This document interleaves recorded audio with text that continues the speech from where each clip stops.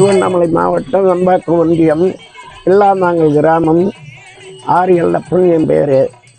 நானும் 10 வயதில் நாடகுலத்துக்கு வந்தேன். என்னுடைய ஆசான் இல்லாமாங்கல் தேவன், வையாபுரி வாத்தியார். இவர் இருவர் தான் எனக்கு ஆசான். அவரிடத்தில் வித்தை கற்று பல மன்றத்தில் ஊடாடி அங்கெல்லாம் சிறப்பாக நடித்து தனியாக மன்றம் துவக்கினேன். ஆரம்பத்தில் கற்பக விநாயகர் நாடக மன்றம் என்று சிறப்பாக ஓட்டினேன். இரண்டாவது 10 வருடம் அந்த கற்பக விநாயகர் என்று ஓட்டினேன். ஒரு 14 வருடம் கலைப்பிரியா நாடகம் என்று துவக்கி அந்த நேரத்தில் சம்பூர்ண ஹரிச்சந்திரா, ராமாயணம், லவகுச்சா, முப்பிரவி, வாலிமோட்சம், தசாவதாரம் என்ற புராண நாடகங்கள், இத்தனை நாடகத்தில் பெரிய பெரிய வேடத்தை நடித்து சீரும் சிறப்புடன் பெயர் வாங்கினேன்.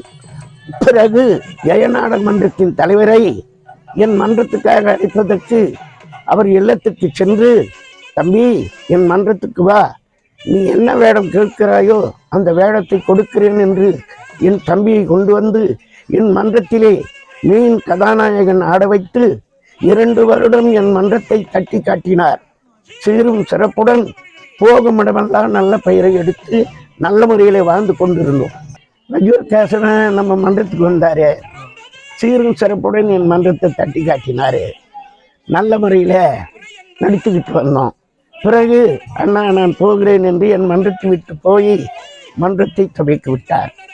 சீரும் சிறப்புடன் போகும் இடமெல்லாம் ஜெய நாடக மன்றம் வெற்றி நடை போடுகிறது என்று கேள்விப்பட்டார். கேட்ட உடனே சரி தம்பி நாடக மன்றத்துக்கு போக வேண்டும்.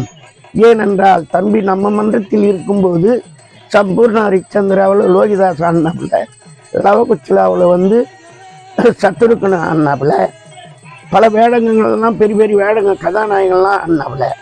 ஆடியவருக்கு நாமளும் போய் ஒத்தாட்சி செய்ய வேண்டும் என்று இந்த மன்றத்திலே வந்து சிறப்புடன் கொடுக்கும் வேடமெல்லாம் கொடுத்து எனக்கு சிறப்பாக நடிப்பு கொடுத்து சீரும் சிறப்புடன் வைத்திருக்கிறார் என் அருமை தம்பி கேசவன் அவர்கள். அதனால் கேசவனை என்றும் மறக்க முடியாது. மன்றமும் சிறப்பாக இருக்கிறது. இந்த மன்றத்தில் வந்து இப்போது வாலிமோட்சம், தானாசுர கர்ணன், ஹரிச்சந்திரா என்ற நாடகத்தை துவக்க வேண்டும் என்று இந்த மன்றத்துக்கு வந்திருக்கிறேன். இந்த மன்றம் செல்லும் இடமெல்லாம் சிறப்பான பெயர். நல்ல முறையிலே எங்கு கேட்டாலும் ஜெய நாடகம் என்று வெற்றி நடை போடுகிறது. அருமை தம்பி கேசவன் அவர்கள் முழுக்க முழுக்க மன்றத்துக்கு ரொம்ப கஷ்டப்பட்டு பாடலெல்லாம் பாடி சிறப்பாக பேரெடுத்து நல்ல முறையிலே மன்றத்தை வைத்திருக்கிறார். இருந்தாலும் இதே போல் நான் மன்றம் வைத்திருக்கவில்லை. ஆனால் கேசவன் மன்றத்துக்கு வந்த பிறகுதான் இப்படிதான் வைத்திருக்க வேண்டும் மன்றம். அதனால் தான் என் மன்றத்தை விட்டுவிட்டு இந்த மன்றத்துக்கு வந்து சீரும் சிறப்புடன் நல்ல முறையில் வாழ்ந்து வருகிறோம். என் கம்பெனியில் இருக்கிறவங்க இறந்து விட்டாங்க. ஒரு 20 லட்சம் ரூபா வாங்கவே முடியல நடிகர்கிட்ட. அதனால மன்றத்தை விட்டுட்டாங்க.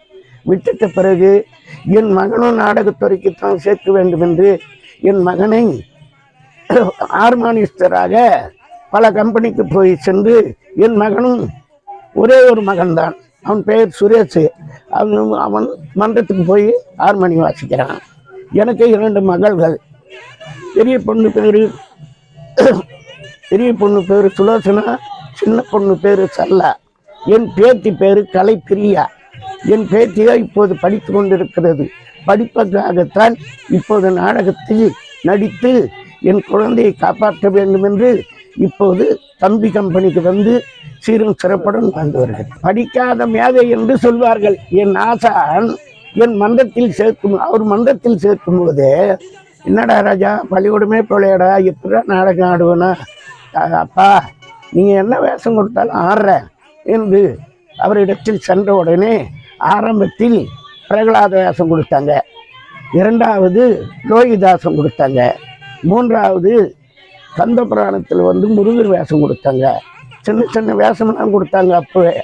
சரி அதெல்லாம் நல்ல பேர் எடுக்கவே, சரி பையன் சிறப்பாக பாடுறான், சிறப்பாக இருக்கிறான், நல்ல பையனாக இருக்கிறான்னு சொல்லிட்டு ஆசானங்களாம் என்ன நல்ல முறையில் வச்சுருந்தாங்க. வச்சிருந்த பிறகு அவர்களே சொன்னாங்க, ஏண்டா நீ இவ்வளோ சிறப்பாக இருக்கிறிய, என் மன்றத்துறைக்கு செய்த என்ன என்று அவர்கள் ஆசை கூறினார்கள். சரி என்று ஆரம்பத்தில் கற்பக விநாயகர் என்று மன்றம் துவக்கினேன். 28 வருஷம் கற்பக விநாயகர் என்று 14 வருஷம், கலைப்பிரியா என்று 14 வருஷம், 28 வருஷம் என் மன்றத்தை சீரும் சிறப்படும் ஓட்டின்னு வந்தேன். ஆனால் நடிகர்கள்லாம் காலமாகிடுவேன், பணத்தை வாங்க முடியல, ரொம்ப கஷ்டமான நேரமாக போச்சு. என்னடா இது, கலைவாணியால் நம்ம பழைச்சோம், கலைவாணி நம்ம வாழ வச்சா கடைசியில் நமக்கு இப்படிப்பட்ட வேதனை கொடுத்துட்டாலேன்னு சொல்லிட்டு சத்தம் கிடைச்சா யாருக்கிட்டையும் 10 காசு வாங்கலை, வாங்காமல் 20 லட்ச ரூபா போனால் போய் முடியும்னு சொல்லிட்டு கலைவாணி நம்ம வாழ வச்சாலே மறக்கக்கூடாது என்று தான் இந்த மன்றத்தில் இப்போது வந்து ஜெய நாடக மன்றத்தில் வந்து நடித்து கொண்டது. எவ்வளோ சித்திரவதெல்லாம் அனுபவிச்சேன் சின்ன வயசுங்க. ஏன்னா நாடகத்துறைக்கு போகும்போது நாடகத்துக்கு போகணும்னு சொல்லிட்டு ஆசை வந்து எங்கள் அப்பா நாடகத்துக்கே போகக்கூடாதுன்னு அடிப்பார். எங்கள் அம்மா என்ன பண்ணுவாங்க, தெரியாத சாப்பாடு போட்டு என்னை அனுப்பிச்சிடுவாங்க. வீட்டுக்கு போனால் மீன் எங்கள் அப்பா பிடிச்சின்னு அடிப்பார். ஏன்டா நீ வேணானாரா, ஏன்டா இந்த தொழிலுக்கு போகிற, ஏதோ ஒரு குளத்தில் பிறந்து நீ போய் இந்த தொழிலுக்கு போறியாடான்னு சொல்லிட்டு மனுவரியாக அடிப்பார் எங்கள் அப்பா. எங்கள் அண்ணன் தம்பிங்கெல்லாம் என்னோட 4 பேர் முன்ன பிறந்தவங்க, நான் தான் கடைசி ஆள் கடவுட்டி. இந்த கலைத்துறை மீது எனக்கு ரொம்ப ஆர்வம். ஜெய நாடக மன்றத்துக்கும் சிறப்புடன் வரவேற்பு கொடுங்க, எங்களுக்கும் ஆதரித்து நல்ல நிலை புரியுங்க, உங்களை வேண்டி விரும்பி கேட்டுக்கொள்கிறேன்.